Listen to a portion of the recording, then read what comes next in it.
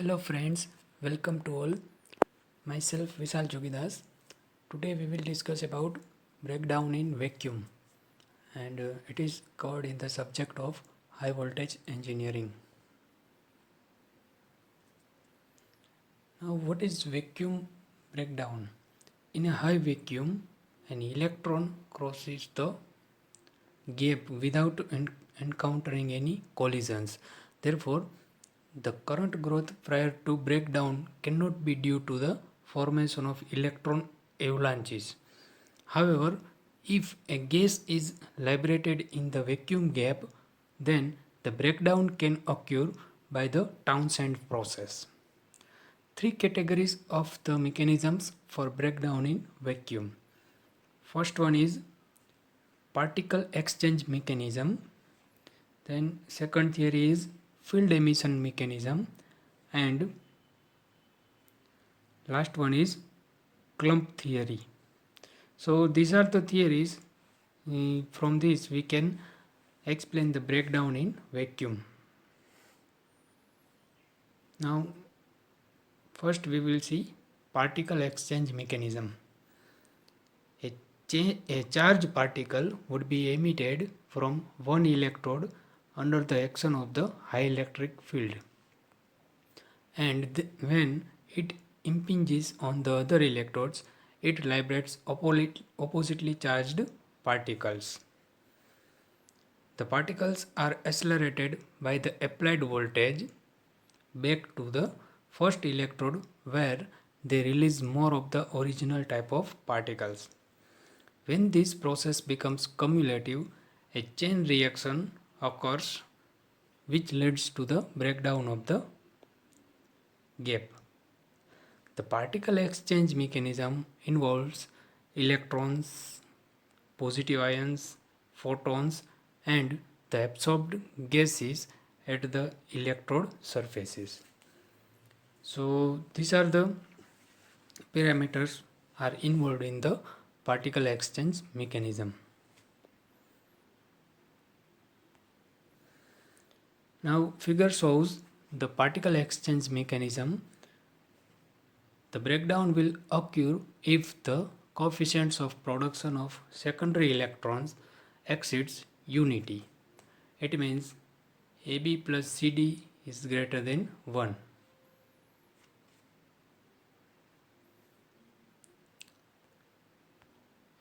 This is the particle exchange mechanism of vacuum breakdown.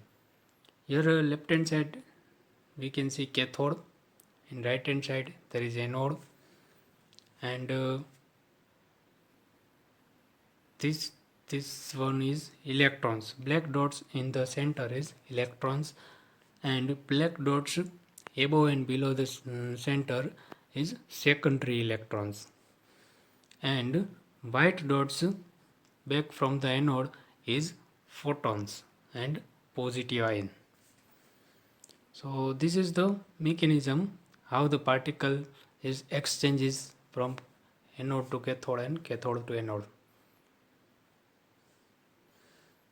where A is released positive ions from the impact of charged particle at anode, and B is liberated electrons from the impact of each positive ion A. What is C? C is the photons from the impact of charged particles at anode, and D is liberated electrons from the impact of each photon. So from all these things we can see one condition: AB plus CD is greater than 1. If this condition is satisfied, then breakdown will occur. Trump and Van de Graaff showed that the coefficients in equation 2.16 were too small for the process of breakdown to take place. Then the theory was modified to allow for the presence of negative ions, and the criteria for breakdown becomes AB plus EF is greater than 1. So this is the modified criteria where E and F represent the coefficients for the negative and positive ion liberation by positive and negative ions. So this is the particle exchange theory. Now second theory is field emission theory. In this theory, first we will see anode heating mechanism. Here is the figure is given. Left hand side is cathode, right hand side is anode, and whenever the anode is heated, the vapor cloud is formatted near the anode. So we can see this in this figure. Electrons produced at small micro projections on the cathode due to field emissions bombard the anode, causing a local rise in temperature and release gases and vapors into the vacuum gap. These electrons ionize the atoms of the gas and produce positive ions.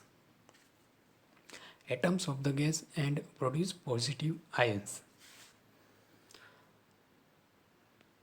These positive ions arrive at the cathode, increase the primary electron emission due to space charge formation, and produce secondary electrons by bombarding the surface. The process continues until a sufficient number of electrons are produced to give rise to breakdown. So in this case, electrons are used for the breakdown of vacuum, and the process is we have seen in the figure. Second method is cathode heating mechanism. Sharp points on the cathode surface are responsible for the existence of the pre-breakdown current. This current causes resistive heating at the tip of the point, and when a critical current density is reached, the tip melts and explodes, thus initiating vacuum discharge. So this is the cathode heating mechanism. Here we can see at cathode there is a vapor cloud is created near the cathode. Okay. Experimental evidence shows that breakdown takes place by this process when the effective cathode electric field is of the order of 10⁶ to 10⁷ volt per centimeter. So this is the electric field range. In this range, the electric field is set up. Now third method is clump mechanism. Basically, this theory has been developed on the following assumptions. There are some assumptions. First is a loosely bound particle, or it is also known as clump, exists on one of the electrode surfaces. It means there should be loosely bound particle or clump. And second one is this particle get charged when high voltage is applied and get detached from the mother electrode and is accelerated across the gap. So this is the second assumption. Then next, the breakdown occurs due to the discharge in the vapor or gas released by the impact at the target electrode. Although there has been a large amount of work done on vacuum breakdown phenomena, so far no single theory has been able to explain all the available experimental measurements and observations. It means all the theory has its own advantages and disadvantages. This is the graphical representation of clump theory.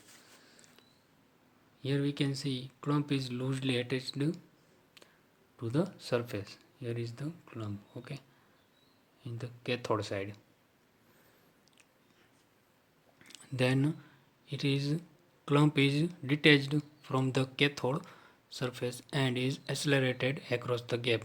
Here we can see clump phase is accelerated from cathode to anode, and then impact of clump on the anode gives out a cloud of metal vapor.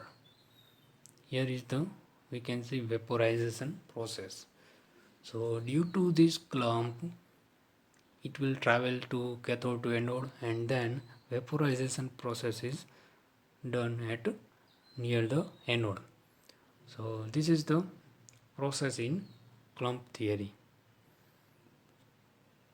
The most significant experimental factors which influence the breakdown mechanisms are gap length, then geometry and material of the electrodes, then surface uniformity and treatment of surface, then presence of extraneous particles and residual gas pressure in the vacuum gap.